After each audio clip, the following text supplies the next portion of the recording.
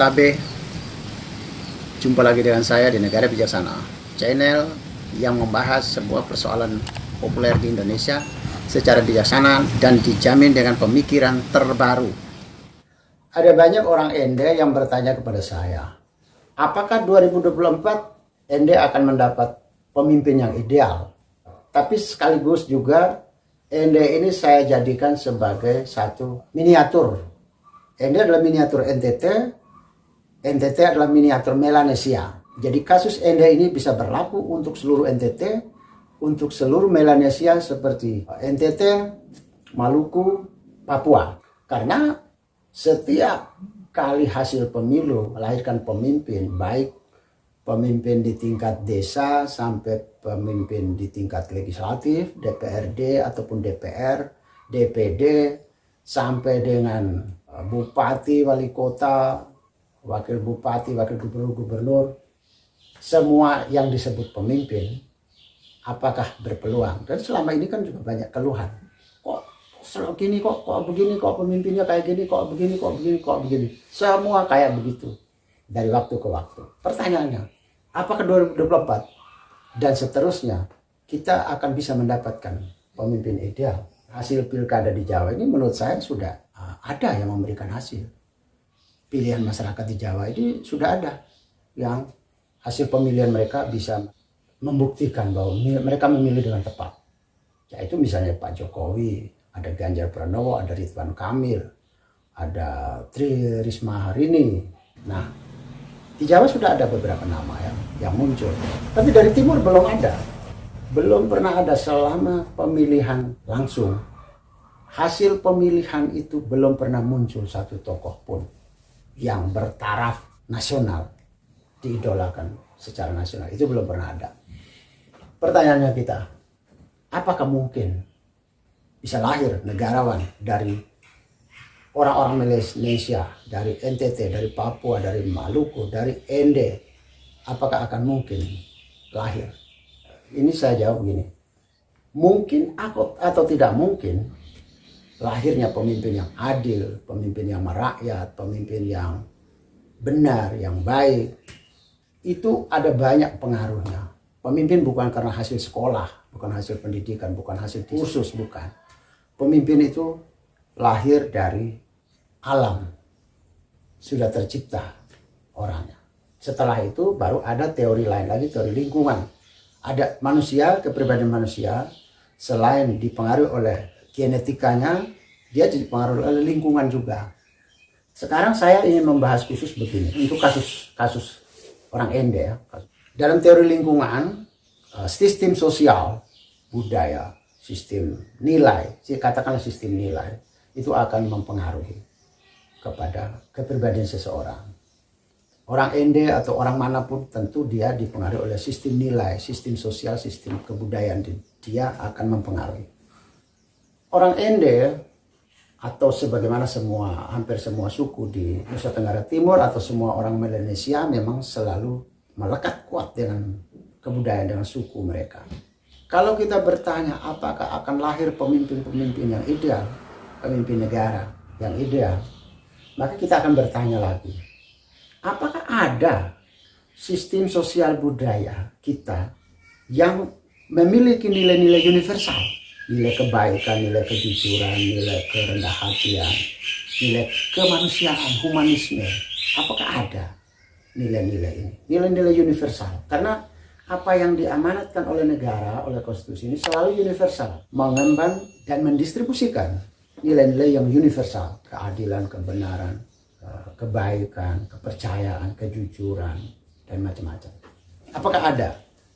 Sekarang begini, pemimpin yang baik katanya adalah pemimpin yang bisa adil kepada semua orang, yang bisa merasakan kemiskinan, kependeritaan masyarakat bisa dibangun. Pemimpin yang bisa melayani semua orang tanpa kecuali. Di dalam nilai-nilai kebudayaan, nilai-nilai adat, nilai-nilai sosial yang hidup di masyarakat setempat, termasuk di Ende dan Lio. Ada dua suku di Ende, tiga suku, Lio, suku Ende, dan suku Nage. Nilai-nilai yang berlaku universal, nilai-nilai baik, nilai-nilai yang baik itu berlaku universal. Apakah ada? Di Ende itu ada filosofi tujuan seorang anak dilahirkan. Itu menjadi tugas dia. Apa tujuan anak dilahirkan? Di Ende dan Leo juga, anak itu adalah sebagai pembawa nama besar keluarga, nama besar nenek moyang.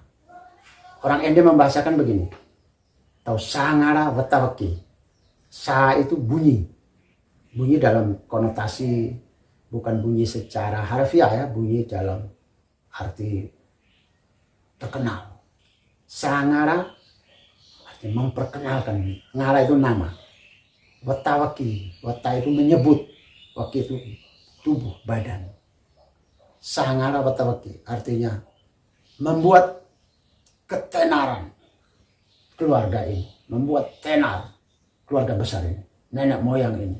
Di wilayah timur itu kan banyak suku. Hampir setiap kampung punya suku-suku sendiri, dan di dalam suku ada anggota-anggota sukunya. Setiap anggota suku ini memiliki marga-marga tersendiri ya. Dalam bahasa Ende Leo itu mengatakan gua. Ada gua-gua tertentu. Sangara Watawaki ini artinya memberi nama besar pada keluarga ini, pada nenek moyang ini, pada keturunan ini. Tugas seorang anak adalah memberi ketenaran, kepopuleran, nama besar keluarga ini, nenek moyang ini. Selain tugas lain adalah, masih ada satu tugas lagi, yaitu penjaga wilayah kekuasaan. Darinya paselai, khusus untuk anak laki-laki. Darinya itu artinya berdiri di depan, yaitu sebagai pemimpin. Pase menanam, tertanam di situ. Lae itu suatu lokasi. Jadi tertanam di situ. Maka dalam satu wilayah kekuasaan itu, seseorang anak laki-laki itu tugasnya itu pemimpin yang tidak akan lari dari lokasi kekuasaan. Tidak akan membiarkan lokasi kekuasaannya berkurang sejengkal pun. Dia harus menjaga mati-matian. Tetapi dalam konteks kenegaraan adalah tujuan pertama tadi yang paling berpengaruh, yaitu Sangara Watawaki. Dengan tugas seperti ini, maka setiap orang Ende Leo, dia melakukan apapun, dia bekerja apapun, itu dalam rangka Sangara Watawaki, dalam rangka nama baik keluarga, nama besar nenek moyang, nama besar keluarga besarnya, gua bapunya, marganya. Jadi disinilah kapan dia bertugas untuk semua orang. Padahal di dalam negara, etika kenegaraan, etika pemerintahan, etika politik, itu dia melayani semua orang, mengurus semua orang. Tetapi di satu sisi dia adalah Sangara Watawaki. Dia bekerja untuk nama besar keluarga, untuk nama besar nenek moyang, untuk nama besar marga. Lalu di mana orang lain? Di mana rakyat banyak ada di dalam hati dia? Tidak ada. Tidak ada di dalam pesan etika politik kebudayaan orang Ende Leo yang sifatnya bekerja untuk orang lain, bekerja untuk semua orang. Tidak ada ajaran seperti itu. Yang ada cuman merangkul para janda. Namanya dalam bahasa Ende Leo mengatakan kapo, faiwalu anaro, faiwalu anakalo, kapo. Artinya rangkul orang yang janda dan yatim piatu. Di sini artinya kaum miskin dirangkul. Dirangkul untuk apa? Ya untuk hidup bersama. Tok, tidak ada apa-apanya. Karena di dalam kebudayaan, dalam suku-suku di Ende, tugas kepala suku itu, tugas dalam pemerintahan suku itu bukan berbicara dan bukan dia berorientasi pada kesejahteraan masyarakat umum. Tidak. Hanya hidup bersama. Tapi bahwa kau miskin, kau jadi kaya, tidak ada urusan. Para pemimpin suku itu tidak punya tugas dia untuk seperti negara ini. Wah, kalau ada yang sakit dirawat, ada yang miskin dibantu, dientaskan kemiskinan. Pokoknya dia tidak punya tugas seperti itu. Seperti peran negara itu tidak ada. Hanya dia peran hidup bersama, selesai. Tapi hidup bersama, kau mau jadi apa, kau mau miskin, mau kaya, kau mau lapar, mau kenyang, itu tidak ada urusan. Kau mau mau sakit, sehat, tidak ada urusan. Pesan moral, etikanya itu hanya mampu merangkul hidup bersama. Tetapi setelah hidup bersama, kita tidak punya tuntutan moral lagi untuk bagaimana memperbaiki orang lain, bagaimana berbuat untuk orang lain, itu sudah tidak ada. Itu sudah masing-masing. Makanya kalau ada orang Endelio melakukan keluhan, bagaimana pemimpin mereka tidak puas, ingat sana saja, tidak ingat sini, mereka untuk diri sendiri, terus senang dilayani, tidak punya semangat melayani orang umum misalnya ya. Kalau ada keluhan-keluhan seperti itu, saya tidak heran. Karena memang kita tidak punya basic, kita tidak punya landasan kebudayaan tentang pesan kemanusiaan, pesan keadilan, pesan kepedulian itu tidak ada. Kita hanya pesan merangkul, pesan hidup bersama, berdamping. Dan setelah itu, setiap pemimpin akan membawa misi untuk kebaikan keluarga, untuk nama besar keluarga. Maka menjadi pejabat adalah sebuah pencapaian hasil untuk kebesaran nama keluarga. Termasuk itu. Jabatan, entah kepala desa, entah bupati, entah apapun, jabatan itu adalah sebuah pencapaian kekuasaan untuk nama baik keluarga, untuk nama baik nenek moyang, untuk nama baik marga. Tidak ada orientasi untuk mensejahterakan semua orang, adil kepada semua orang. Tidak ada pesan seperti itu.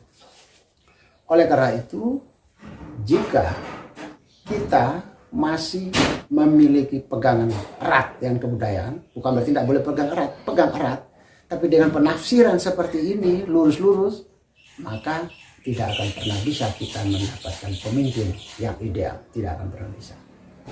Supaya bisa bagaimana? Maka setiap calon pemimpin, dia harus punya rekam jejak untuk mengubah. Dia pernah bergesekan dengan nilai-nilai universal. Dia harus punya bergesekan dengan nilai-nilai moral yang universal, yang sama dengan pesan-pesan kenegaraan, yang sama dengan pesan Undang-Undang Dasar 45 dan Pancasila. Selama orang tidak pernah bergesekan dengan nilai-nilai universal, berarti dia masih tetap kokoh dengan nilai-nilai lokal. Pemimpin ideal tidak akan pernah lahir. Maka kalau Anda memilih pemimpin, Anda mengharapkan pemimpin di Ende atau di NTT atau di Melanesia, di Papua, di Maluku, pastikan bahwa calon pemimpin Anda adalah orang-orang yang sudah memiliki nilai-nilai kebaikan secara universal. Dia tidak memikul lagi nilai-nilai lokal. Pertanyaannya, apakah dengan demikian seorang pejabat tidak akan bisa memberi nama baik keluarga, nama baik nenek moyang, nama baik marganya? Bisa, tapi bukan terletak pada jabatanmu. Jabatannya yang akan memperbesar nama keluarga. Ini keluarga kami pejabat, bupati, keluarga kami camat, keluarga kami kepala desa, keluarga kami DPR, macam-macam, DPD, keluarga kami menteri. Ini kan namanya jabatan.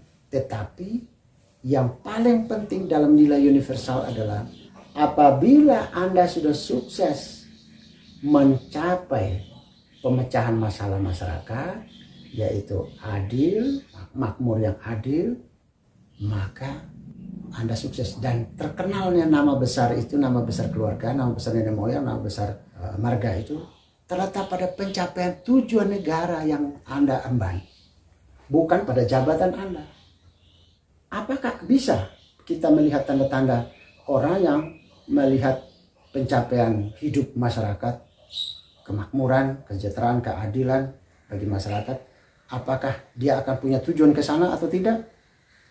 Bisa dilihat dari satu, dia tidak berbangga dengan jabatannya, tapi dia merindukan berbangga dengan hasil karyanya. Kita lihat di NTT ya, di berbagai tempat ya, termasuk di wilayah timur ya.